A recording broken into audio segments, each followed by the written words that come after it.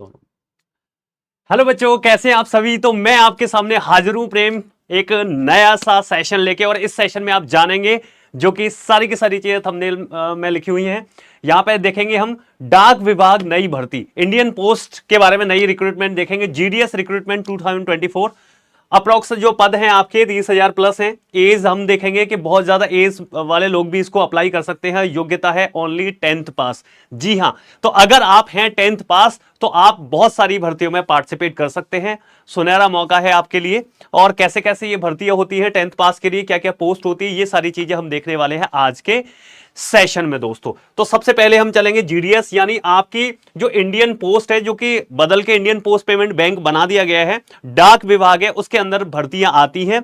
किस किस पोस्ट की भर्तियां आती हैं, कैसे कैसे ये भर्ती होती है, हम देखते हैं इस सेशन में। ओनली आपकी एलिजिबिलिटी यहां से भी देख सकते हैं। तो इस पे क्या देखेंगे, कैसे कैसे अप्लाई कर सकते हैं, आपका कोई सिलेबस है या नहीं है, कैसे एग्जाम होगा या बिना एग्जाम के हो जाएगा, एज क्राइटेरिया क्या रहेगा, सिलेक्शन प्रोसीजर, क्वालिफिकेशन, सारी की सारी चीजों को हम आज के सेशन में देखने वाले हैं। ठीक है, तो आज के सेशन में हम देखें तो पुराना नोटिफिकेशन है, उससे मैं आपको सारी चीजें एक बार क्लियर करने की कोशिश करूंगा कि किस तरह से सारी की सारी चीजें देख सकते हैं आप। चलिएगा, तो यहां पे हमारे पास सारी क्वालिफिकेशंस वगैरह सारी चीजें हैं। पुराना नोटिफिकेशन है, पहले हम उससे सारी चीजों को जानेंगे। तो देखो, हमारे पास जो कैटेगरी है वो है कैटेगरी बीपीएम और आपका एबीपीएम। ये होता है डाक सेवक होता है या फिर आपका पोस्ट मास्टर होगा, उसकी आपकी क्या है वैकेंसीज आती हैं। ठीक है, आप इसको जॉब कर सकते हैं अपने near by post office. Central government के अंदर आती है जो पोस्ट ऑफिस है, और जिसमें आप जो पोस्ट मास्टर होता है जो कि आपका पूरा पोस्ट ऑफिस को देखता है, और उसके अलावा डाक सेवक होता है जो कि आजकल टिकट्स कह सकते हैं, लेटर्स तो अब नहीं रहे पर अलग अलग टिकट्स बोल सकते हैं। जैसे आपके बहुत सारे डॉक्यूमेंट हैं जो कि अलग जगह से आते हैं, जैसे आपका पैन कार्ड हुआ, आधार कार्ड अगर घर पे आ रहा है, डिलीवरी हो रहा है, या फिर कोई और डॉक्यूमेंट है जो आपके घर तक पहुंचाने का काम पोस्ट ऑफिस करती है। ठीक है, तो ये पुराना नोटिफिकेशन है जिसको मैं दिखा रहा हूं आपको, और नया नोटिफिकेशन भी आने वाला है जल्दी। इसमें देखो बीपीएम की जो पोस्ट होती है उसके बारे में बताने वाला हूं। ब्रांच पोस्ट मास्टर की ये वैकेंसी है, और ये डे टू डे लाइफ में जो पोस्ट ऑफिस के अंदर जितने भी फंक्शंस होते हैं उनको करते हैं, ब्रांच पोस्ट मास्टर है। उसके अलावा एबीपीएम है, असिस्टेंट ब्रांच पोस्ट मास्टर, है ना, इनकी भी पोस्ट होती है पोस्ट ऑफिस के अंदर ही है आपके पास। उसके अलावा डाक सेवक, ये 3 तरह की वैकेंसी आपको देखने को मिलेंगी। और आपकी क्या होनी चाहिए भाई, क्वालिफिकेशन 10th है। एज लिमिटेशंस देख लेते हैं। मैंने बताया था कि 18 से लेके 40 साल, कितनी है, 18 से लेके 40 साल तक आपकी क्या है, एज क्राइटेरिया है भाई। देख सकते हैं एज लिमिटेशन है, मिनिमम 18 और मैक्सिमम 40 ईयर होनी चाहिए। ठीक है, उसके अलावा आपकी एज रिलैक्सेशन भी कैटेगरी वाइज दे रखी है, जिसमें आपको मैंने बताया है कि शेड्यूल कास्ट में आपकी 5 साल, ओबीसी के अंदर 3 साल, ईडब्ल्यूएस वालों को कोई एज रिलैक्सेशन नहीं है। पीडब्ल्यूडी है, पर्सन विद डिसेबिलिटीज 10 साल, person with disabilities plus OBC आपका 13 ईयर, और person with disabilities SC ST है 15 साल, इनका एज रिलैक्सेशन है। ठीक है, रिजर्वेशन एससी एसटी ओबीसी को 10% जैसे कैटेगरीज में होता है वैसे है। तो ये तो आपने एक ब्रीफ सारी चीजों के बारे में जाना।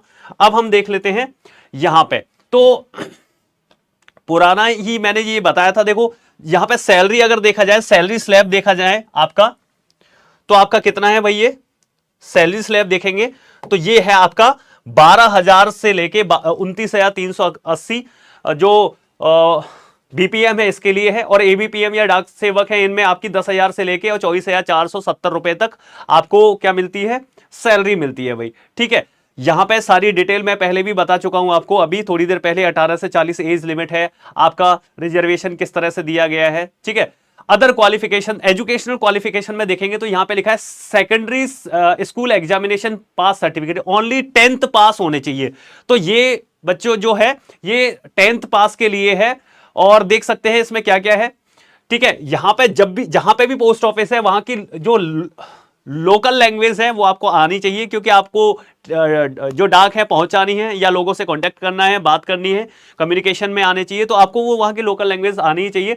तो अदर क्वालिफिकेशन में क्या है, आप कंप्यूटर चलाना आना चाहिए भैया। अगर आप पोस्ट देने जा रहे, डिस्ट्रीब्यूट करते जा रहे हैं और सैलरी अभी स्टार्टिंग में ज्यादा नहीं है, तो आपको साइकिल वगैरह चलाना आना चाहिए, जिससे आपका जब टिकट वितरण करने जाएं, आप डाक टिकट जो दें आप, या फिर आपके पास कोई भी डॉक्यूमेंट है उसको देने जाएं, तो आपके पास साइकिल चलाने की नॉलेज होनी चाहिए। उसके अलावा खाने पीने की एक सही समुचित व्यवस्था होनी चाहिए, क्योंकि सैलरी अभी स्टार्टिंग में ज्यादा नहीं है। रिजर्वेशन मैंने बताया कि कैसे कैसे है, अप्लाई कैसे करना है ये आपको देखना है, ठीक है। तो यहां पे अगर ऐसी कैटेगरी जैसे कैटेगरी ऑफ डिसेबिलिटी, तो यहां पे बीपीएम पोस्ट है, एबीपीएम है और डाक सेवक है, इसमें लो विजन वाले हैं, डीफ है, हार्ड ऑफ हियरिंग है, वन आर्म है, वन लेग है, लेप्रोसी क्योर्ड है, बौने हैं आप, या फिर एसिड अटैक विक्टिम है, स्पेसिफिक लर्निंग डिसेबिलिटी है, इंटेलेक्चुअल डिसेबिलिटी है। तो ये सारे जो हैं इसमें क्या है, category of disability suitable for post, तो ये भी अप्लाई कर सकते हैं। क्वालिफिकेशन ओनली 10th पास है, और ये मैंने आपको डिसेबिलिटी वाले पर्सन की बता दी कि कौन कौन सी कैटेगरी जो है जो आती है इसके अंदर। अप्लाई कैसे करना है, अप्लाई करने के लिए जैसे ही वैकेंसी आएगी, क्योंकि आने वाली है, कब आएगी बताऊंगा, तो वैसे ही आप इंडियन पोस्ट की साइट पे जाके और अप्लाई कर सकते हैं। सिलेक्शन का क्राइटेरिया क्या है आप देख लेते हैं। तो इस वाले केस में सिलेक्शन जो देखा 10th पास, ओनली जो 10th है उसकी परसेंटेज बेस पे आपका सिलेक्शन होगा। 10th है उसकी परसेंटेज बेस पे आपका सिलेक्शन होगा, और परसेंटेज बेस पे मतलब आपकी परसेंटेज काफी अच्छी होनी चाहिए। तो जो बच्चे फिलहाल ही एग्जाम देके निकले हैं, 10th 12th में, ग्रेजुएशन में हैं, उनके लिए तो सुनहरा मौका है। अगर आपकी परसेंटेज बहुत अच्छी है बोर्ड वाइज, है ना, तो 10th की परसेंटेज पे आपका क्या रहेगा, इसका आपका रिजल्ट आएगा, मतलब पेपर देने की आपको जरूरत नहीं है, ठीक है। चलिएगा,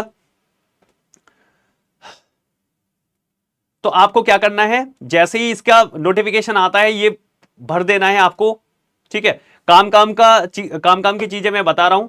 डॉक्यूमेंट अपलोड है, उसमें रिसेंट फोटोग्राफ और सिग्नेचर आपके यहां पे दे रखी है कि कैसे कैसे जेपीजी या जेपीईजी में आपको अपलोड करना है, जो कि आपका फोटोग्राफ है जो 50 केबी से ज्यादा ना हो और सिग्नेचर 20 केबी से ज्यादा ना हो। फिर आपका वेरीफाइंग अथॉरिटी आपकी सारी चीजों को परसेंटेज बेस पे कैटेगराइज करके आपको आपका नाम आएगा, उसके बाद आपका डीवी वगैरह होगा, ठीक है। इस तरह से आपको क्या मिलेगी, ये जॉब मिलेगी।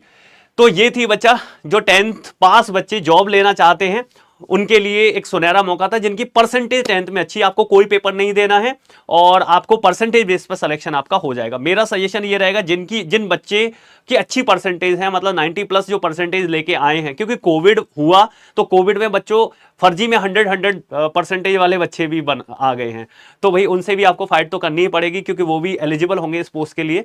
तो इस पेपर देखो हजारों में भर्ती आती है, हर साल लगभग भर्ती देखने को मिलती है, 30-40 हजार भर्ती आपको देखने को मिलती है, ज्यादा भी आ जाती है। तो मैं तो यही बोलना चाहूंगा कि इसके लिए आपका पेपर जरूर होना चाहिए, क्योंकि इतने सारे बच्चे हैं जो कि एमटीएस की तैयारी कर रहे हैं या किसी और की तैयारी कर रहे हैं, तो उनके लिए ये वैकेंसी एग्जाम के थ्रू कंडक्ट होनी चाहिए, क्योंकि हो सकता है 10th में अच्छा नहीं कर पाए हों वो।